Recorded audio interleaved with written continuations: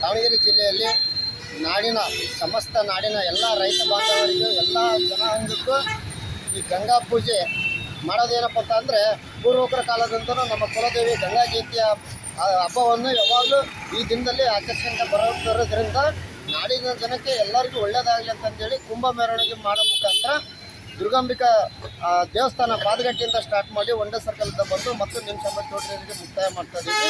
ಈ ಕಾರ್ಯಕ್ರಮ ಮಾಡೋದು ಉದ್ದೇಶ ಏನಪ್ಪ ಅಂತಂದರೆ ನಮ್ಮ ಕುಲದೇವತೆ ಗಂಗಾ ಜಯಂತಿ ಅಂತ ಆಚರಿಸ್ತಿರೋದು ಕಾರಣ ಏನಪ್ಪ ಅಂತಂದರೆ ಎಲ್ಲ ನಾಡಿನ ಜನಕ್ಕೆ ಒಳ್ಳೆಯದಾಗಲಿ, ಮಳೆ ಕೆರೆ ಬಾವಿಗಳು ಎಲ್ಲದು ಸಮೃದ್ಧಿಯಾಗಿ ಆಗಲಿ, ಎಲ್ಲರಿಗೂ ಒಳ್ಳೆಯದಾಗಲಿ ಅಂತಂದೇಳಿ ಈ ನಾಡಿನ ಜನ ಚೆನ್ನಾಗಿರ್ಬೇಕಂತಂದೇಳಿ ಈ ಹಬ್ಬವನ್ನು ಯಾವಾಗಲೂ ವರ್ಷ ನಮ್ಮ ಪೂರ್ವಕರು ಹಿಂದಿನ ಕಾಲದಿಂದನೂ ಆಚರಿಸಿ ಬರ್ತಿದ್ದೇವೆ.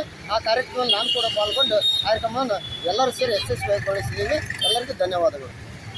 ಹೇಳಿ ಸರ್, ನಮ್ಮ ಹೆಸರು ರವಿಕುಮಾರ್. ಈ ಗಂಗಾ ಜಯಂತಿ ಕಾರ್ಯಕ್ರಮದಲ್ಲಿ ನಾನು ಒಬ್ಬ ಸದಸ್ಯರಾಗಿ ಕೆಲಸ ಮಾಡ್ತೀನಿ.